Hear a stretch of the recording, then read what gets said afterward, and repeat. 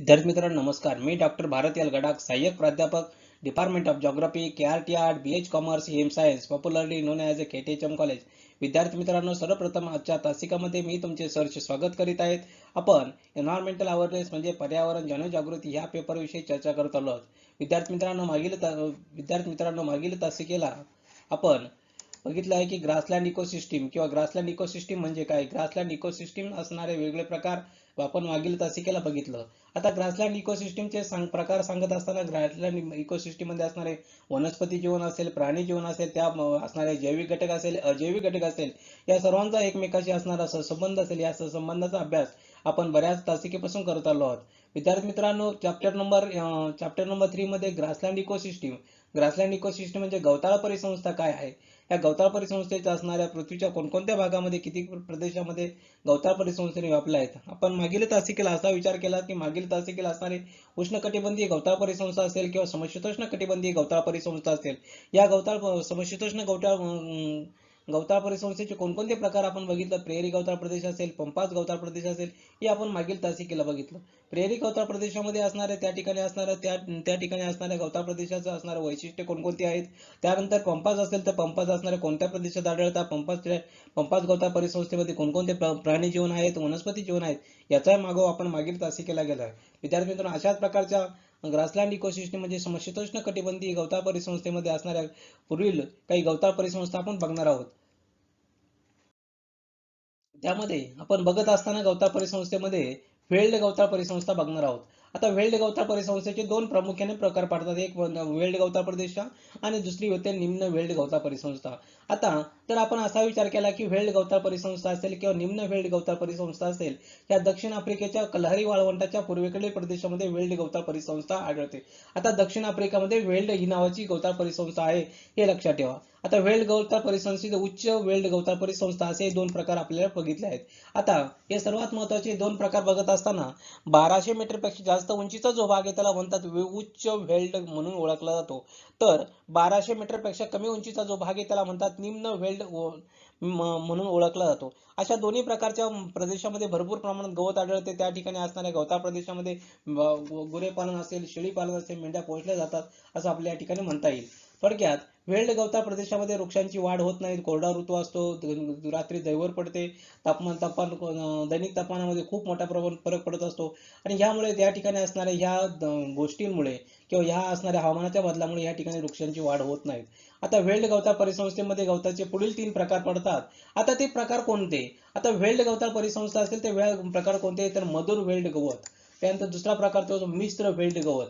तिसरा प्रकार येतो आम्लधर्मी वेल्ड गवत. असे ते प्रामुख्याने 3 प्रकार पडतात. आता गवताळ प्रदेशाचे स्वरूप असेल किंवा घटना असेल किंवा हवामानाची स्थिती असेल, मृदा असेल किंवा पशुधन असेल, यामुळे असणाऱ्या हस्तक्षेपाच्या प्रमाणावर अवलंबून आहेत असं आपल्या या ठिकाणी म्हणता येईल. म्हणजे थोडक्यात वेल्ड गवताळ परिसंस्था ही असणारे वेगवेगळ्या प्रकारचे गवत प्रामुख्याने वेल्ड गवताळ परिसंस्थेमध्ये आढळून येते. आता आफ्रिकन पठाराच्या पूर्वेच्या बाजूवर जर गेलो आपण, त्या 1500 मीटर किंवा 1800 मीटर उंचीच्या प्रदेशामध्ये मधुर वेल्ड गवत आढळते. तर त्या ठिकाणी तांबड्या रंगाचे व पोषक द्रव्याने परिपूर्ण असे असं आपल्याला म्हणता येईल. किंवा मिश्र वेल्ड गवत हे गवत चुराईसाठी अनुकूल नाही, तर ते गवत हे तारेसारखे असते, म्हणून ते पशुखाद्य म्हणून निकृष्ट आहेत असे आपल्या ठिकाणी म्हणता येईल. थोडक्यात वेल्ड प्रदेशामध्ये जसे जसे आपण पूर्वेकडे जाऊ तसा तसा असणाऱ्या हे पावसाचे प्रमाण कमी कमी होत जाते. त्यामुळे पुढे वेल्ड गवताऐवजी झुडपे असेल, काटेरी वनस्पती वाढत जातात. या पठारी भागामध्ये उंच पण अधिक पावसाच्या प्रदेशामध्ये आम्लधर्मी गवत वाढते. हे गवत उंच असते आणि ते केवळ जाळल्यामुळे, कापल्यामुळे किंवा चराई केल्यामुळे या ठिकाणी पुन्हा उगवते असं आपल्या ठिकाणी म्हणता येईल. थोडक्यात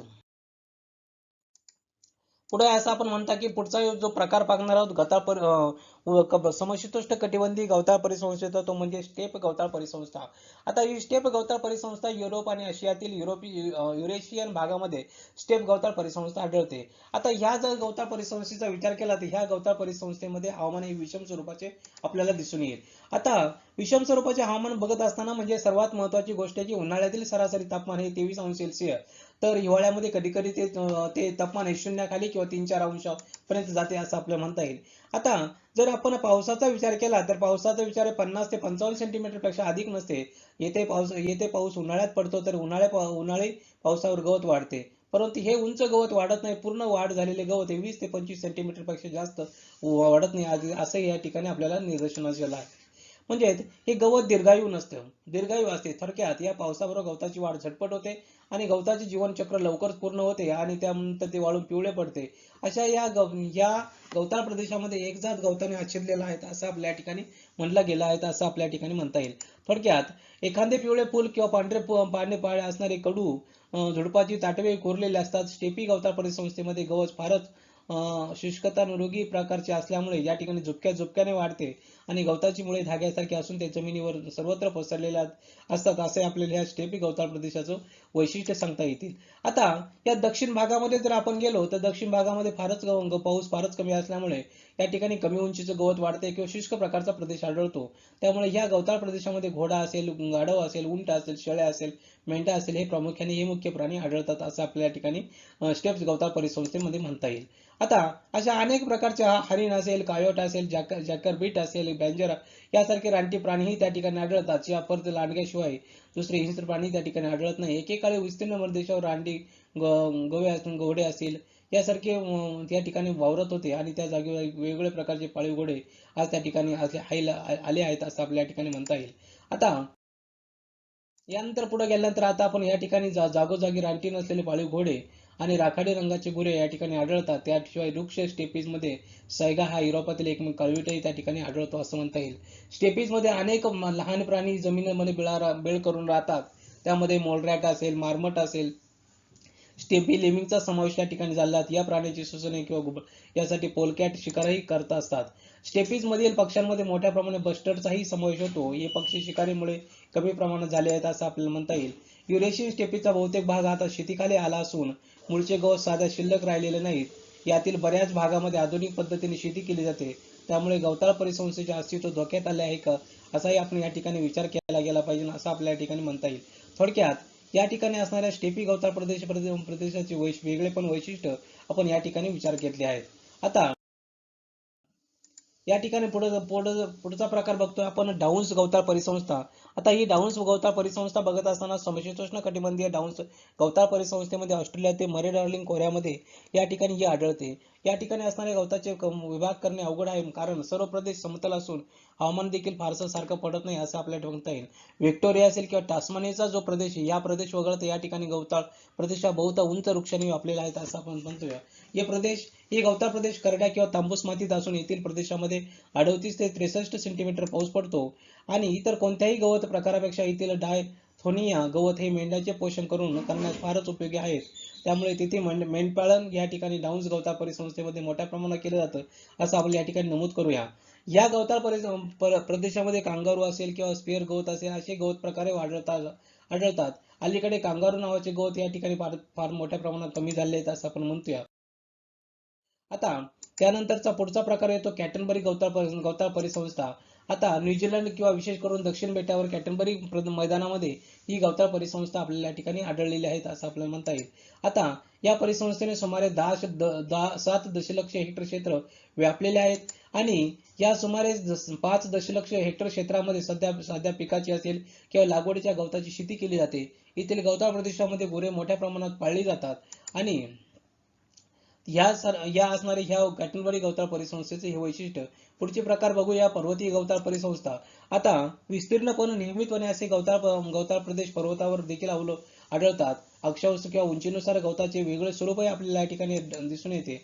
थोडक्यात या ठिकाणी बघत असताना अशा गवताळ परिसंस्थेमध्ये असेल दक्षिण अमेरिको पर्वत रांगामध्ये असेल पठारावर पुन्हा नावाचे गवताचे विरळ पट्टे या ठिकाणी आढळतात.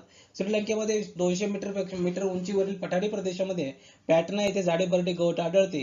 या ठिकाणी असणाऱ्या पर्वतीय प्रदेशातील असणाऱ्या या पूर्व आफ्रिकेमध्ये 3000 मीटर उंचीपर्यंत गवत प्रदेश आढळतात. असा या पर्वतीय गवताळ परिसंस्था आपल्याला या ठिकाणी म्हणता येईल. अशा प्रकारे विद्यार्थी मित्रांनो, आज आपण समशीतोष्ण कटिबंधीय गवताळ परिसंस्थेमध्ये असणाऱ्या राहिलेल्या स्टेप्स असेल, व्हेल्ड असेल किंवा कॅटनबरी असेल किंवा पर्वतीय परिसंस्थेमध्ये असेल याविषयी आजच्यात असे केलं. त्या ठिकाणी असणारं प्राणी जीवन असेल, वनस्पती जीवन असेल याविषयी आपण चर्चा केली. विद्यार्थी मित्रांनो, याविषयी कोणाच्या मनात शंका प्रश्न निर्माण झाले असेल या ठिकाणी माझा मेल आयडी दिलाय, यावरती आपण मेल करू शकता. विद्यार्थी मित्रांनो, अशाच एक प्रकारे आपण पुढची एक इकोसिस्टीम किंवा परिसंस्था घेऊन पुढील तासिकेला भेटूया. तोपर्यंत धन्यवाद. Thank you very much.